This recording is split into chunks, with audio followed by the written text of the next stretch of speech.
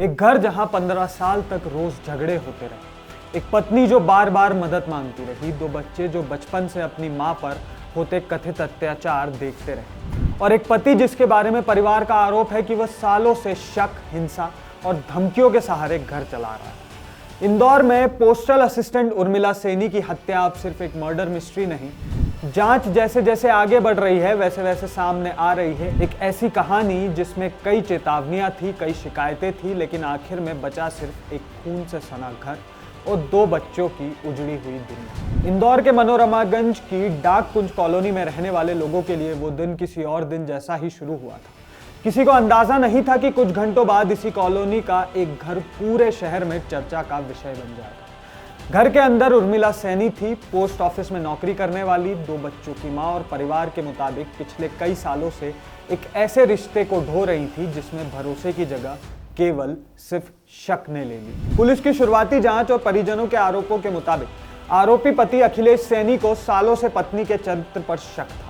वह बार बार अलग अलग लोगों का नाम लेकर आरोप लगाता था, झगड़ा करता था, मारपीट करता था और कई बार जान से मारने तक की धमकी देता था। परिवार का दावा है कि ये सब कोई नई बात नहीं थी, पिछले करीब 15 साल से घर का माहौल ऐसा ही था। पति कहता था कि मर्डर करने के बाद इतना कोई लंबी सजा नहीं मिलती। सबसे दर्दनाक बात यह है कि ये सब सिर्फ पति पत्नी के बीच नहीं हो रहा था, दोनों बच्चे भी ये सब देखते हुए बड़े हुए। मृतका की बेटी का कहना है कि कई बार उसने अपनी मां को बचाने की कोशिश की, लेकिन पिता ने उसके साथ भी मारपीट की। उसके मुताबिक घर में डर एक रोजमर्रा की चीज बन चुका था। परिजनों का कहना है कि उर्मिला ने कई बार शिकायत भी की, इंदौर में भी और भोपाल में भी, लेकिन हर बार बच्चों के भविष्य को देखते हुए समझौता कर लिया गया। उन्हें शायद उम्मीद थी कि एक दिन सब ठीक हो जाएगा। कैसे थी ये उम्मीद, ये आप भी सोचें। लेकिन जिस रिश्ते को वह बचाने की कोशिश कर रही थी, वही रिश्ता उनकी जान का दुश्मन बन गया। जांच में सामने आया कि वारदात अचानक गुस्से में नहीं हुई। पुलिस का मानना है कि इसकी तैयारी पहले से की गई। बताया जा रहा है कि अखिलेश पहले बाजार गया, वहां से एक बड़ा चाकू खरीद कर लाया। फिर उसने बच्चों के स्कूल जाने का इंतजार किया। जैसे ही घर में उर्मिला अकेली रह गई, उसने सबसे पहले टीवी की आवाज पूरी तरह तेज कर दी। पुलिस का मानना है कि ऐसा इसलिए किया गया, अगर चीखे भी निकले तो बाहर तक ना पहुंचे। इसके बाद उसने उर्मिला पर एक के बाद एक कई बार वार किया। हमला इतना बेरहमी से किया गया कि उन्हें संभलने का मौका तक नहीं मिला। हत्या के बाद भी कहानी खत्म नहीं हुई।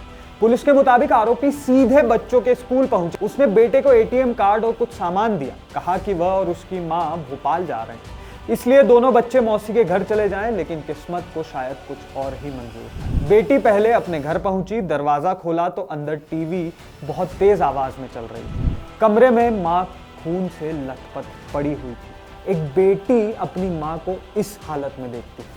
जिस मां को बचपन से बचाने की कोशिश करती रही, उसी मां को वह उस हालत में देख रही थी जहां अब कुछ भी बचा नहीं था। जांच में एक और बेहद अहम बात सामने आई। परिवार के मुताबिक हत्या से कुछ मिनट पहले उर्मिला ने अपने भाई मनोज मालाकार को फोन किया था। उन्होंने कहा था कि किसी भी हालत में किसी वकील से बात करा दी जाए। अब वह अपने पति के साथ नहीं रहना चाहते। उस वक्त परिवार को लगा कि हमेशा की तरह पति पत्नी के बीच झगड़ा हुआ होगा। किसी ने नहीं सोचा था कि यह उनकी आखिरी बातचीत साबित होगी। परिजनों का एक और आरोप पुलिस की जांच का हिस्सा है। उनका कहना है कि अखिलेश अक्सर कहा करता था कि हत्या करने पर बहुत बड़ी सजा नहीं होती है और कुछ साल बाद बाहर आया जा सकता है। पुलिस अब इस दावे की भी जांच कर रही है। उधर आरोपी वारदात के बाद से फरार है। पुलिस ने उसकी तलाश के लिए 4 विशेष टीमें बनाई हैं। शुरुआती जांच में पता चला कि वह जानबूझकर ऐसे रास्तों से निकला जहां सीसीटीवी कैमरे नहीं थे। हालांकि बस स्टैंड, रेलवे स्टेशन और खलघाट इलाके से कुछ अहम सुराग मिले हैं। पुलिस लगातार सीसीटीवी फुटेज खंगाल रही है और जिन जिन जगहों पर उसके होने की आशंका है, वहां दबिश भी दे रही है। दूसरे जिलों और राज्यों तक भी उसकी तस्वीर भेजी गई। इस पूरे मामले में सबसे ज्यादा झकझोरने वाली बात हत्या नहीं, बल्कि उसमें पहले का 15 साल है। अगर परिवार के आरोप सही हैं, तो सवाल सिर्फ ये नहीं कि उर्मिला की हत्या किसने कैसे की।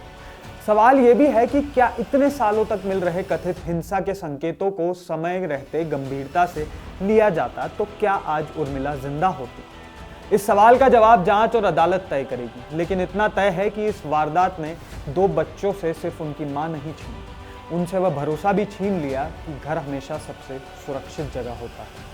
अब इस पूरे मामले पर आपकी राय आप हमारे साथ कमेंट बॉक्स में शेयर करना ना भूलें। मैं हूं सार्थक नायक, आप देख रहे हैं IBC 24 डिजिटल।